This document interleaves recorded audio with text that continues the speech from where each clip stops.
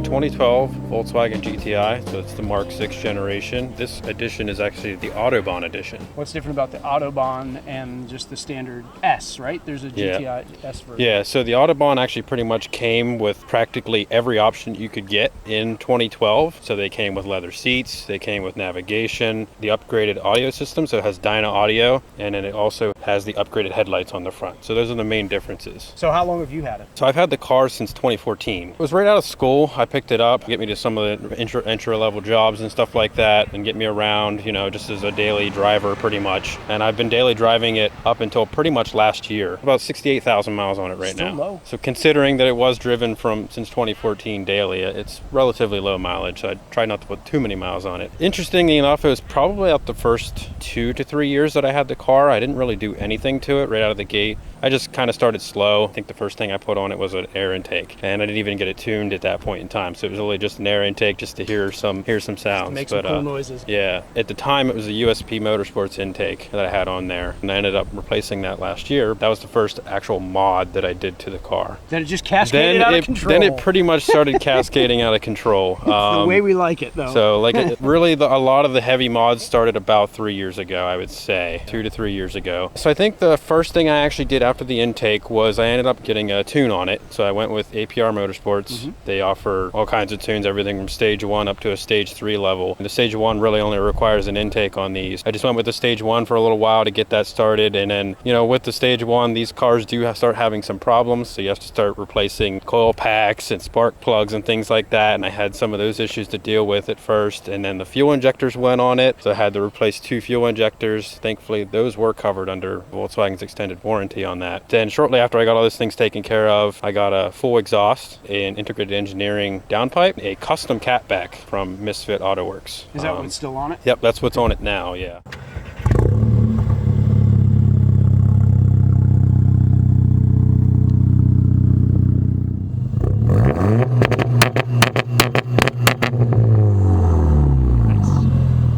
Then after that, I got the stage 2 tune, bumped it up since I had the exhaust done. So suspension-wise, the car is running on Bilstein B14 coilovers. So it's sort of like somewhat of their entry-level coilover, but I was just really going for sort of like that motorsports performance out of the suspension and not lowering it too much to the point where it's like slammed, but getting a good, comfortable ride height for just general kind of motorsports theme. Originally, I had Rotiform KPSs on there. They were black, red center caps, much like these ones are. At the time, they were a little bit more affordable, and it was sort of the direction I was going in. I had them on there for a little while. I felt like they weren't bringing enough out of the car as to what visually you can see, and it just seemed like they kind of blended in. It feels like everyone does black wheels on darker cars these days, or black wheels in general is pretty common. So I wanted something a bit more unique. I found these Vorsteiners for a pretty good deal. They're 19 by 8.5 ET45. I ended up getting them custom powder coated in Highland bronze, and then I ended up getting the new bolts and the red center caps for them. They're pretty expensive because they are like a rotary forged wheel, so they're like lightweight. They're about 22 pounds. Vorsteiner's kind of like a unique niche company where you don't really see these on lower end cars very often. Like generally the cars that you will see the Vorsteiners on are typically like Porsches and your Audis and your higher end BMWs and things like that. So it's actually really interesting. I thought it would be a cool upgrade to go for this because I know Volkswagen's is not really on the same level as like a Porsche per se, but they're definitely like a nice luxury wheel, and I figured it'd be unique, and I haven't found a single GTI running these yet. Do you notice a big difference in ride quality, performance, handling from an 18 to a 19? Yeah, the big thing that I noticed was you definitely feel the road a bit more, going with that lower sidewall on the tire down to a 35 basically from a 40. I definitely feel the road a lot more, which I actually kind of like in some cases. If you're just looking for a comfortable ride, it's not really at that, but if you're looking for something sporty, which is what I'm kind of going with in the car, they're definitely nice. You do definitely feel that. The turn in and some of the cornering is a little bit improved as well. Not as much sidewall roll and things like that. Let's go under the hood a little bit here. With the tune that you did, which is now you're APR Stage 2, have you had it dynoed or anything, or do you have a ballpark idea? Yeah, so I just have a ballpark idea of what APR says the car should put out. To the wheels, to the front wheels, basically the car should be putting out around 254 horsepower and around 328 foot-pounds of torque. It's a relatively lighter car. Power to weight ratio, it's a fun car to drive for sure. carbon fiber rear spoiler on the back that I got. I have some smoke side markers on the front. Oh, nice. Yeah, they look good. Carbon chin lip spoiler on the front that kind of goes into that space in the front grille.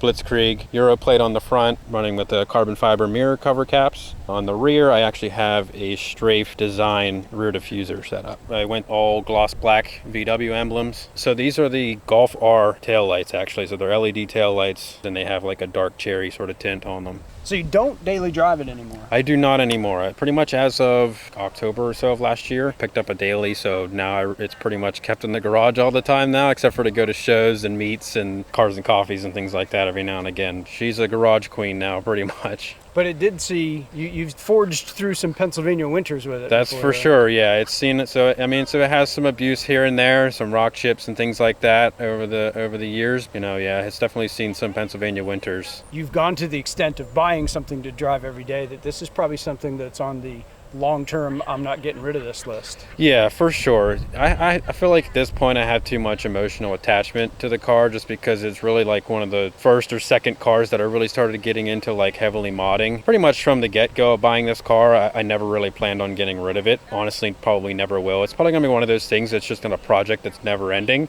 I may move on and get a different car as my other fun car or something in the future, but I'm probably always going to keep this, and at some point it might just turn into some like Frankenstein monster of a car. You never know. I might go big turbo and do all kinds of crazy things to it. Who knows? I'm a huge Volkswagen, Audi, Porsche fan. The whole Volkswagen family is pretty much, my main interest in cars. Really, when I bought this, I was just looking for something that was relatively new and, like you said, practical, able to do a lot of things with it. It's still fun to drive, gets good gas mileage, those sort of things. It sort of ticks all those boxes for for a car like this, and that was something that was really important to me at the time. Is there a story behind Blitzkrieg? Not too much of a story, really. When I actually bought this car, it actually had a front plate because it was an out-of-state car. Mm-hmm. So it had 3 huge holes drilled in the front grille, into the front bumper. So I had to get something to replace it, so I wanted to get like a Euro plate. I thought that would be a pretty cool addition, and at that point I was just trying to brainstorm something I thought that would be cool. I didn't want to get like a generic, just like a bunch of numbers and letters, like some of that. So I was just trying to think of like, what are some cool German words? Kind of was